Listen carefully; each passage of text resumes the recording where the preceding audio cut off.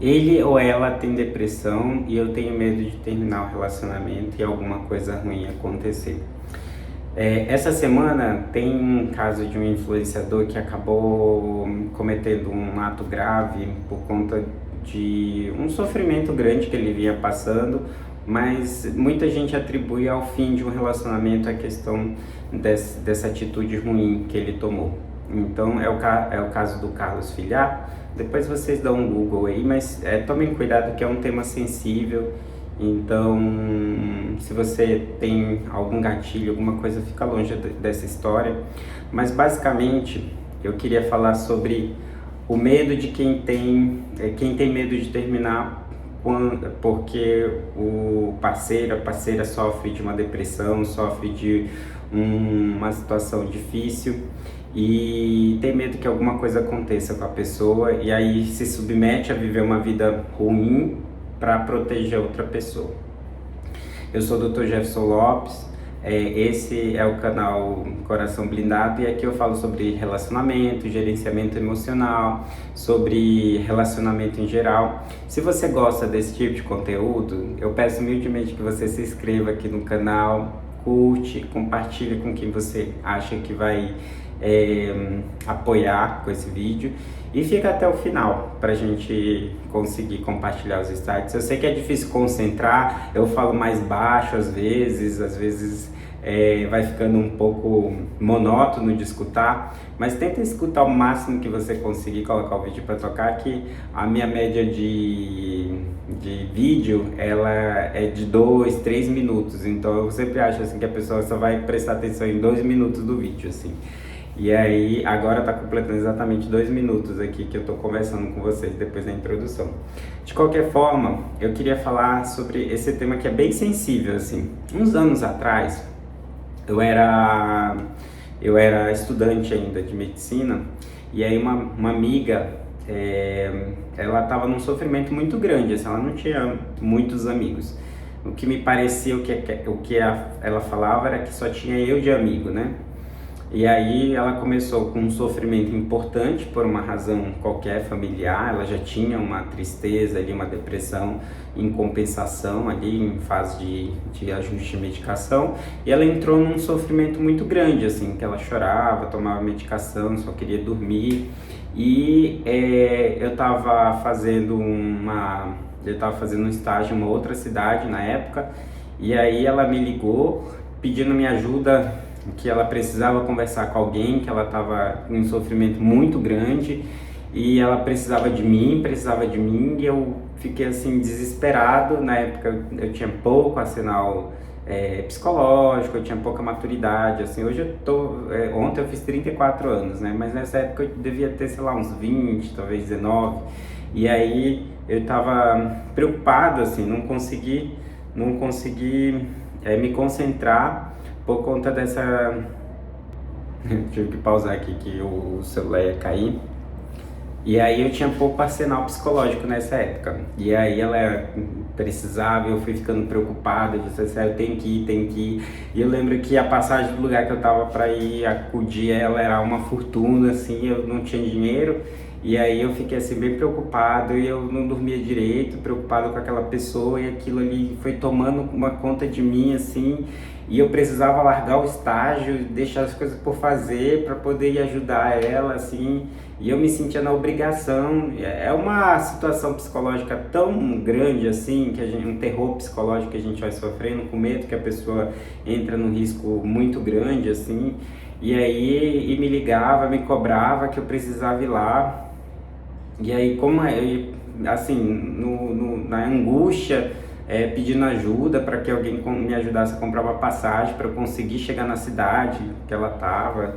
Enfim, foi desesperador a princípio, mas eu tinha uma colega psiquiatra que estava no serviço que eu estava, assim, no estágio. Eu cheguei com ela para pedir uma orientação, um norte, assim, para o que eu estava vivendo, assim. E ela falou assim, você só dá conta da sua vida, assim, você não dá conta de outras pessoas, assim. Então, você não pode se matar para alguém viver, você não pode se sacrificar para que alguém viva, assim. Então você pode ser um bom amigo, você pode prestar ali apoio quando você conseguir, mas você não pode gerar uma angústia, uma ansiedade, uma dor em você para aliviar um sofrimento de uma outra pessoa.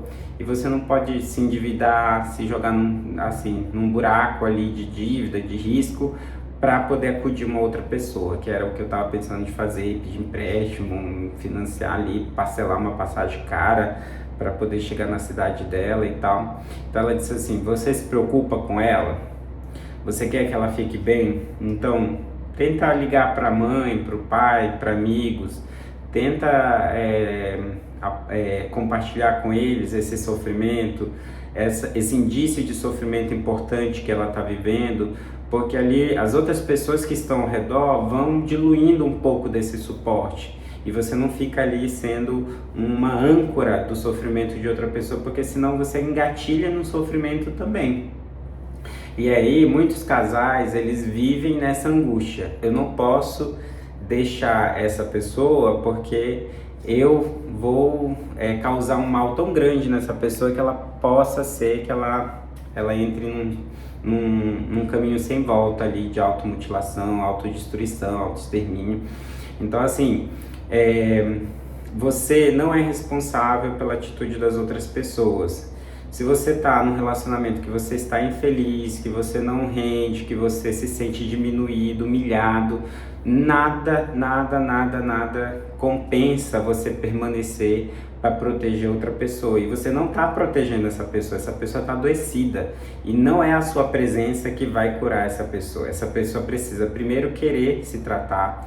Segundo, ela precisa entender que ela também pode estar adoecendo você e que você precisa ser feliz. Então assim, você se sacrificar em nome da felicidade de uma outra pessoa não é ser feliz, não é fazer a outra pessoa feliz. Talvez às vezes o que essa pessoa também está precisando é que você se afaste dela, porque às vezes ela sabe que o jeito que ela prende você é entrando nesse momento, nessa vibe da angústia, de autoflagelação, ou nessa posição de coitado. Porque ela sabe que quando ela está nessa posição de coitado, ela mexe com o seu psicológico, com o seu emocional. Então você tem que avaliar bem se essa relação realmente vale a pena. Então a gente não é todo casal que tem ali alguma questão de depressão, ansiedade, que vai deixar de funcionar. Eu estou falando de relacionamentos abusivos em que você se sente preso porque a pessoa ameaça de cometer atos contra si mesmo, assim, quando você sai, quando você... Eu tenho um amigo que esses dias estava me falando exatamente sobre isso, que ele não conseguia terminar um relacionamento porque a companheira, a namorada, sempre ameaçava de fazer algo contra si. E ele umas 3 ou 4 vezes foi tentar encerrar a relação e ela sempre com essa fala, sempre trazendo isso.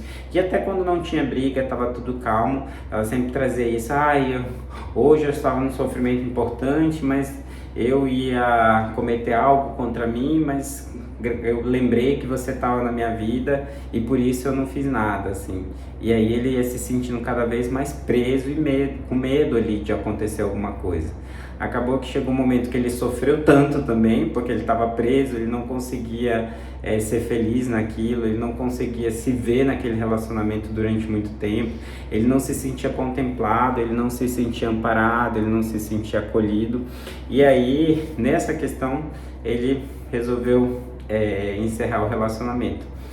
No fim das contas, ela ficou bem, ele ficou bem, não aconteceu nada, graças a Deus, e eles seguem a vida deles. Então, será que vale a pena a gente se sacrificar por um possível acontecimento, por uma possível tragédia ali que pode acontecer?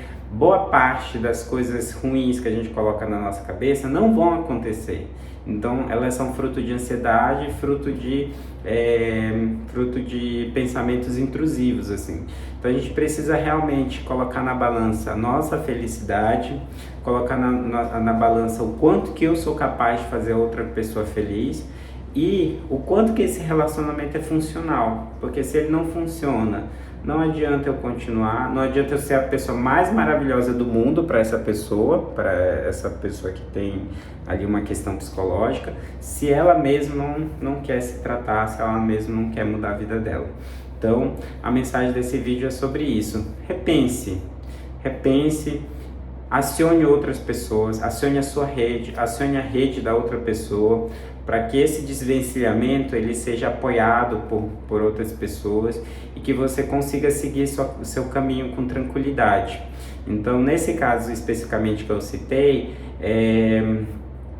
o Carlos escreveu um texto assim no Instagram, bem sofrido, assim, bem difícil de ler, e ele cita muitas questões relacionadas ao relacionamento, então parece que era uma questão de sofrimento importante ali, mas o companheiro não tem, muita gente me mandou mensagem falando sobre o que ele fez, o que ele tem culpa.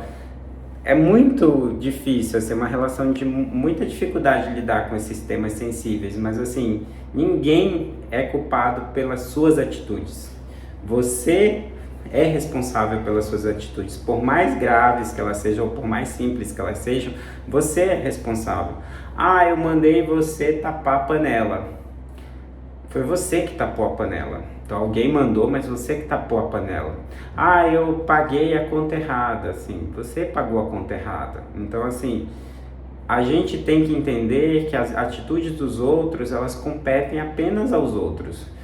Ah, houve uma questão ali de desavença no relacionamento e ele entrou num sofrimento importante.